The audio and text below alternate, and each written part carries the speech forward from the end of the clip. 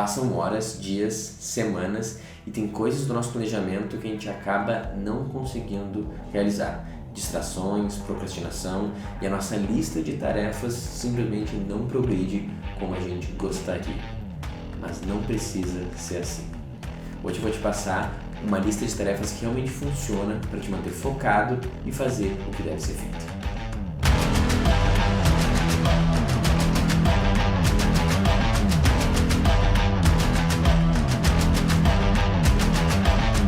Olá, eu sou Adriano Hadi, seja muito bem-vindo a mais um episódio do que seus amigos não te dizem. E hoje a gente vai falar um pouquinho sobre produtividade, bem específico sobre lista de tarefas, como que elas funcionam, por que elas não funcionam e talvez um jeito diferente de lidar com isso para realmente sentir esse progresso. E primeiro a gente tem que começar com o que a gente faz normalmente, que é entender para que serve uma lista de tarefas. Isso não é uma invenção nova, ela é bem antiga e ela tem uma função. E toda invenção ela foi baseada em algumas premissas. Então, eu acho que é sempre bom a gente entender os nossos comportamentos e os fenômenos de um jeito um pouco mais filosófico, né? E pensando neles de forma mais aprofundada. Então, qual que é o conceito principal por trás de uma lista de tarefas? É que eu sou um ser emocional e eu sou movido por impulsos momentâneos e voláteis. Isso quer dizer o quê? Cara, eu tenho vontades que mudam de acordo com cada dia, com cada, às vezes, hora, com cada minuto. Então, não dá para confiar totalmente só nos meus desejos, nas minhas vontades, porque eles mudam muito e do nada eu estou correndo de um lado para o outro. Então, já que eu sou um ser emotivo e volátil, né, e de uma forma impulsiva, é bom eu traçar alguma coisa antes e me manter a ela e não ficar baseado nesses meus impulsos. Então, a ideia é que se eu tiver em algum momento que eu estou com a minha mente mais serena, mais racional, eu consigo naquele momento decidir o que é melhor para mim no curto, médio e longo prazo e não ficar à mercê se o Adriano de amanhã, daqui uma semana, daqui um mês, ainda vai estar querendo fazer aquilo naquele instante. Então, tem como eu, no momento de mente serena, tomar uma decisão já do Adriano do futuro. E daí, assim, eu economizo também a questão da minha fadiga de decisão. É aquela máxima que ficou famosa, para mim, principalmente com o Barack Obama, que ele só tinha um terno preto e um azul marinho. Então, toda manhã, ele fazia uma escolha bem simples para não gastar essa fadiga de decisão com a roupa que ele vai usar. Ele simplificava para tomar as decisões mais importantes. Então, se eu simplificar agora, eu não preciso ficar pensando o que eu vou fazer amanhã, o que eu vou fazer daqui 5 dias ou daqui a um mês. Porque já está decidido, eu só tenho que seguir um cronograma. Cara, são ótimas premissas. E faz muito sentido, porque a gente é impulsivo e a gente gasta energia tomando decisões. Não tem que tomar uma decisão é muito bom. É aquela coisa de quando realmente um hábito ele finca dentro de você, tu não pensa mais sobre ele. Não vou pensar se amanhã será que eu acordo às 5 da manhã? Eu sempre acordo às 5 da manhã. Eu tenho que me esforçar mais para não fazer isso do que fazer, porque virou automático. Não é uma escolha, hoje eu fico ou não fico na cama. Não, eu sempre saio da cama, esse é o horário. Então, eu realmente me canso menos pensando, será que eu vou na academia? Será que hoje eu vou fazer tal coisa? Não, já está decidido. Isso eu não penso, eu só executo. E também, quantas comidas favoritas, ou bandas, ou até pessoas que a gente era apaixonado em um determinado momento da nossa vida, passa às vezes semanas, meses e anos, e a gente não está nem aí, indiferente, ou até não suporta. Então, a gente é volátil, a gente muda de ideia. Então, cara, essas duas premissas é a razão pela qual a gente criou lista de tarefa. Eu vou economizar a minha fadiga de decisão, vou tomar a decisão agora, e com a mente serena, eu vou já garantir que eu não vou ficar totalmente à mercê da minha volatilidade impulsiva. As premissas são boas e elas fazem sentido. Na prática, a gente não consegue manter exatamente esse planejamento, essa lista de tarefas, ou não tanto quanto a gente gostaria. Por quê? Cara, na minha visão são duas principais razões. A primeira é que vão surgir demandas não planejadas, né? E a segunda é que a gente até pode definir coisas que são importantes para o nosso futuro, mas a gente não define a prioridade. Então, a falta de prioridade e as demandas que a gente não tinha a previsão, essas duas coisas vão meio que destruir nosso sistema de seguir um planejamento e de seguir a nossa lista. Então, tu começa o teu dia, tua segunda, tua terça-feira, tu tinha feito a tua listinha e de repente aparece um problema. Surge uma ligação, uma coisa que estava funcionando não funciona mais, ou aparece uma oportunidade que tu não tinha visto, mas faz sentido. E do nada tu começa a atender essas demandas quando vê, passou metade do dia, tá no final do dia e tu mal olhou para tua lista. Então, o nosso dia, ele é recheado por coisas que a gente não antecipa. Se for fazer uma estatística, eu diria que, cara, 75% do nosso dia são previsões, não exatamente, são demandas que a gente não tinha feito a previsão. Então, essa volatilidade do dia em si, não dos meus impulsos, que é a premissa, faz a minha lista ficar mais frágil, porque facilmente eu ignoro ela e atendo a emergência que apareceu na minha frente. E o outro ponto que eu falei é a questão da lista de prioridade, porque a gente começa a se sentir, às vezes, meio não produtivo e procrastinar, e a gente olha aquela lista e fala assim, cara, não tô conseguindo andar com ela, não tô conseguindo andar com ela, e tem uma coisa que tá ali no meio, que, cara, custa 15 minutos. É literalmente mandar um e-mail que tem que mandar para uma pessoa, fazer uma ligação, contratar um novo serviço de plataforma, ou cancelar um que tu não vai mais usar. Tu fala assim, putz, agora não dá tempo, daqui meia hora já tem que sair, deixa eu atacar isso aqui primeiro. E daí a gente vai atacando coisas para tendo essas pequenas sensações de vitórias, só que o que era mais importante a gente não faz. Então, nesse caso, a lista começa a jogar contra a gente, porque a gente vai ticando coisas da lista, tu nunca fez isso, que são menos importantes, ou quase não tem muita importância, mas a gente tem que fazer, só que isso vai nos custando, essas pequenas vitórias nos custam uma vitória grande, que no final a gente está com medo de encarar aquela. Então, a falta de ter definido com clareza e com rigidez a prioridade faz a gente se perder e acabar não fazendo o que é essencial. Muito bem. E agora a gente vai para um ponto que é um que eu está me seguindo, é um que eu falo constantemente, que é a questão da intenção positiva por trás de todo o comportamento. Isso é uma coisa básica da PNL e da psicologia de forma geral, que é entender que não existe comportamento negativo. Ele pode gerar consequências negativas, mas todo comportamento tem uma intenção positiva. Então, a gente tem que pensar qual é o grande ofensor da rotina, da produtividade e a gente executar a lista de tarefas. E, cara, vão ser principalmente a falta de foco e a procrastinação. São basicamente a mesma coisa, né? Um alimenta o outro. A gente não vai conseguir se manter focado, ou a gente vai botar outras coisas na frente, como eu falei antes, que tem menos importância ou tem importância nenhuma só para empurrar com a barriga e não fazer.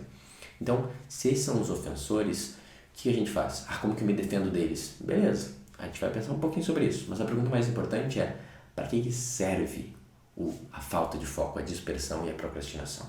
Se eu estou fazendo isso tanto no meu dia a dia, cara, talvez tenha algo ali que ela queira me ensinar e eu não estou ouvindo, e por isso ela se repete e eu fico cada vez mais disperso e eu procrastino cada vez mais. Agora, o que é isso? A gente vai fazer a seguinte pergunta. Se existe uma tarefa, né, que eu estou postergando já, tenta pensar você, por dias ou por semanas, tem uma coisa que é importante e ela meio que vai sempre escorregando, tu faz só um pouquinho e nunca consegue executá-la de verdade. A gente está fazendo essa tarefa, a gente está deixando de fazer essa tarefa para ficar mais seguro. Enquanto a gente não está realizando essa tarefa, que a gente está protelando, que a gente está enrolando, a gente está ficando mais seguro. Assim, Adriano, não é possível. O que eu tenho ali é muito importante, é uma oportunidade. Eu vou conseguir talvez até aumentar minha renda, ter mais clientes, ou resolver uma coisa que está me incomodando. Eu fazer aquilo é claramente melhor. A gente pensa conscientemente, né? Racionalmente. Só que se a gente não está fazendo, quer dizer que a gente, de alguma forma, tem alguma defesa, tem algum benefício, tem algum ponto a gente fica mais seguro não fazendo essa atividade. Na realidade, as distrações, a procrastinação, elas são um mecanismo de defesa para nos deixarem mais seguros. Então, qual é o exercício? Agora a gente vai parar de ficar lutando com essa procrastinação, essa distração, e a gente vai dar ouvido para ela. A gente vai dar um lugar na mesa e falar assim, cara, tu tá enrolando pra caramba, me diz por quê então, porque eu quero entender. Tem alguma razão? Qual é essa razão? E, cara, a gente libera essa razão com uma pergunta muito simples que pode fazer para ti agora, mentalmente. Eu sempre prefiro fazer ela num caderninho, anotar e pensar. Então, para tu pausar, ponderar e fazer isso. E eu vou te falar, esse exercício tu pode fazer sempre, todo dia. Na realidade, todo dia que tu sente que tu enrolou um pouquinho, tu pode abrir teu caderninho e fazer essas duas perguntas para tu dar um ouvido para essa tua parte que tá procrastinando e com isso diminuir a tua procrastinação. Qual que é a primeira pergunta? O que pode acontecer de negativo se eu executar essa ação e não for exatamente como eu esperar? Se eu fracassar, ou se eu ficar numa situação ainda pior, mais exposto, ou gerar consequências negativas, né? Então, eu tentar fazer isso e falhar em fazer isso, o que pode acontecer de ruim? Pare e pondera sobre isso. Nessa pergunta, ela está revelando qual é o medo que eu tenho de tentar e falhar. Então vamos olhar na cara desse medo e ver o que pode acontecer. Escreve. Cara, se eu tentar isso e falhar, eu posso acabar perdendo tempo, perdendo dinheiro, me queimando com esse contato, perdendo amigos, alguém me julgando de forma negativa, botando a minha empresa em risco. Quais são os riscos de tentar fazer isso e dar errado? Lista tudo. Pausa e lista, tá? Segundo, o que pode acontecer de negativo se eu realizar essa ação e eu tiver um tremendo sucesso? Tipo, ela for até melhor que as minhas expectativas. O que pode vir de negativo disso? Não, Adriano, é isso que eu mais quero, não pode vir nada de negativo. Tipo, isso vai ser incrível. Eu vou começar o projeto, eu vou resolver esse problema, tipo, só tem coisas boas. Claramente não, senão eu teria feito já, né? Então, o que pode acontecer de negativo? Para pensar sobre isso com carinho. Ela dá certo e de alguma forma tu tem um novo projeto, tu tem um novo cliente, tu tem um novo cargo, tu passa em algum tipo de prova e começa um novo trabalho. O que tem de ruim nisso? Cara, talvez eu esteja um pouco mais disposto agora. As pessoas esperam mais de mim. Eu tenho mais responsabilidade, a minha empresa corre mais risco, eu tenho que empregar mais gente, posso ser processado, posso acabar não conseguindo entregar essa demanda nova, posso começar a ganhar muito dinheiro e a minha família inteira começar a me ver de forma diferente, pedir dinheiro de mim, eu brigar com eles. Cara, essa parte que também que libera a tua imaginação e põe lá no fundo dos medos mais escondidos. Se der muito certo isso que você está enrolando, o que pode vir de ruim também? A tua rotina vai ser modificada, tu vai ter que dedicar mais dia para uma coisa, talvez tu perca um tempo que tu tem com a tua família, ou que tu faça tua atividade física, porque aquele projeto agora vai pedir muito de ti. Eu não sei, mas realmente dá espaço para ouvir esse teu lado procrastinador e aprende com ele. Escreve tudo de negativo que possa acontecer se essa ação for um sucesso tremendo. Eu vou te dar um exemplo bem real do que eu estou enrolando agora. Faz mais ou menos um mês que eu decidi que, como eu estou com um volume bom de mentorados e a gente tem uma empresa pequena, estava ruim de ficar ajeitando a cobrança mensal de cada pacote de mentoria. E eu descobri um sistema que ele faz isso automaticamente. A gente cadastra lá, põe o CPF, ele manda e-mail, manda até um SMS, um WhatsApp. Cara, eu não preciso mais me preocupar com isso. É incrível, é mágico o sistema. E eu cadastrei 2 pessoas. E tá lá no meu tudo todo dia, cadastrar todos os mentorados no novo sistema. Cara, por que eu tô enrolando isso? E daí quando eu comecei a fazer esse exercício, que é uma coisa que eu faço constantemente, cara, se der errado isso aqui, é bem fácil eu cobrar mais de um cliente que eu não tinha visto direito, ele vai cobrar automático, de repente, e ele pode cobrar do cliente errado, na hora errada, e o cliente vai falar assim, pô cara, que isso, tá gerando boleto aqui pra mim, e eu não sou mais cliente, porque ele não cancela sozinho. Assim, cara, é uma máquina inteira nova que pode dar um monte de coisa errada, perigoso. Melhor eu ficar indo no meu jeito, os caras me devendo e eu esquecendo, porque tá difícil de gerenciar. Não precisa, né? Imagina eu cobrando demais, cobro na hora errada, cobro o valor errado. Isso se eu fizer e der errado. E se eu fizer e der certo? Cara, eu vou ter um fluxo mais recorrente de caixa na empresa. A empresa vai conseguir crescer mais, ter mais saúde financeira, investir de volta mais nos funcionários, em capacitação, investir mais em anúncios, chegar em mais gente. De repente ter mais gente que olha o meu trabalho e critica, e que questiona, e me coloca na parede, e eu estou mais disposto para ser odiado, cancelado, linchado virtualmente. Isso me ajuda a chegar no próximo nível, mas o próximo nível também é assustador. Tu consegue ver quando tu começa a fazer o exercício, tu tá vendo que tem um monte de razões assustadoras se tu tentar aquilo der certo ou se der errado. Então o que é melhor? Não fazer. Que é o que eu tenho feito nas últimas 2 semanas que eu tenho procrastinado essa tarefa, que é uma tarefa muito importante para mim e para minha empresa. Então tenta ver quais são os impeditivos para ti, pro teu lado procrastinador. Em vez de ficar tentando lutar com ele, senta e ouve ele. Pronto. Depois que a gente conseguiu dar a voz para o nosso procrastinador, e esse lado que busca a distração e a falta de foco, a gente pode realmente ir para a lista de tarefa que funciona, né? Agora a gente já tem consciência dos problemas, a gente consegue agir com mais clareza através deles, ela não precisa ficar usando o mecanismo de defesa da distração e da procrastinação, e a gente abre espaço para fazer o que tem que ser feito. E agora, com esse trabalho, essa limpeza feita, a gente vai para a lista de tarefas que funciona na minha visão. Cara, já testei vários métodos. Eu testava esses métodos dentro de squads, dentro das empresas, dentro da parte de transformação digital e de RH, que é todo o meu background. E tem um método que para mim é o mais simples, que é essa lista de tarefas que funciona, que eu quero te passar aqui e você poder executar de forma bem prática. Mas é importante, depois de ter feito aquele exercício.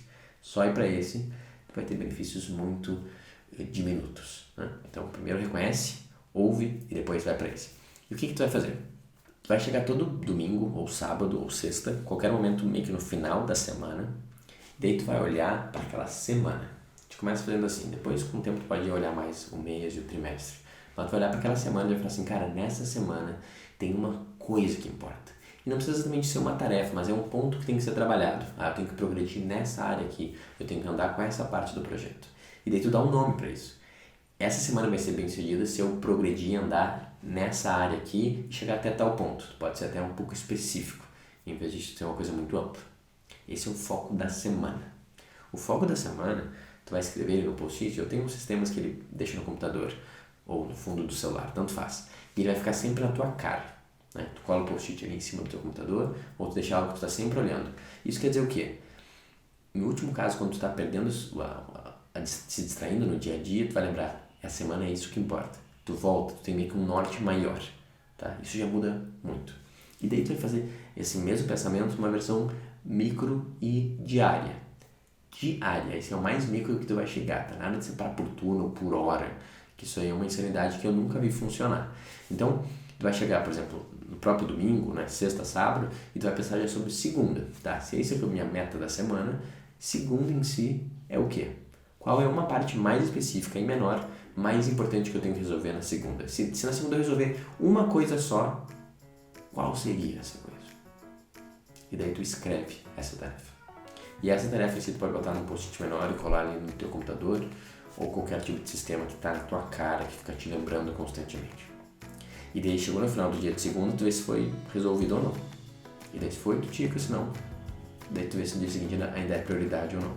E daí no final de cada dia, tu vai pensar no dia de amanhã, se eu tivesse que fazer só uma atividade, uma tarefa, qual seria?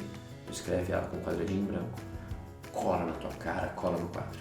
E assim tu segue a cada dia. Lembrando que essas pequenas tarefas diárias, elas deveriam te levar na direção da tarefa semanal.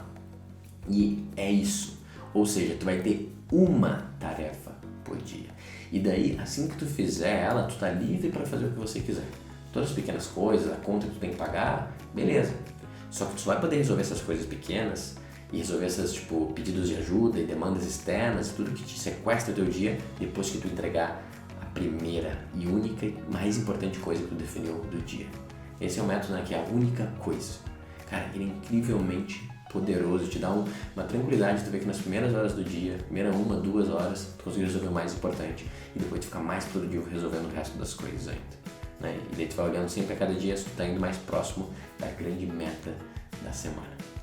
A maioria das tarefas então que tem uma visão da semana, mais 5 ao longo de cada dia que tu define no final de cada dia. Experimenta fazer uma lista assim. Eu acho improvável, grande parte das pessoas nunca fez algo tão simples e tão básico, mas cara, o resultado ele é assustador. Se tu tem outras pequenas ideias que é para tu não esquecer, beleza, tu anota também. Mas tu só vai poder olhar essas pequenas listinhas de tarefas depois que tu resolveu a tua coisa mais importante do dia. E é isso. Essa lista de tarefas que na minha visão funciona, é a que eu uso há anos. Mais importante. Isso aqui é um pequeno macete para tu ter um respiro agora, já melhorar a tua vida de ser mais produtivo.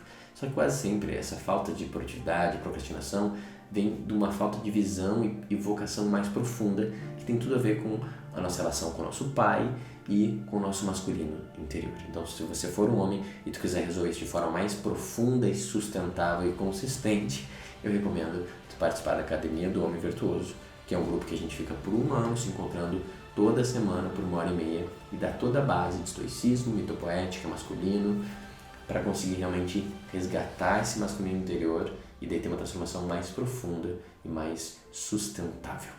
Então, se tem interesse de ter muito mais foco e estar mais blindado do externo e fazer o que tem que ser feito, eu altamente recomendo tu tentar participar e se inscrever no processo seletivo da próxima turma da Academia do Homem Virtuoso.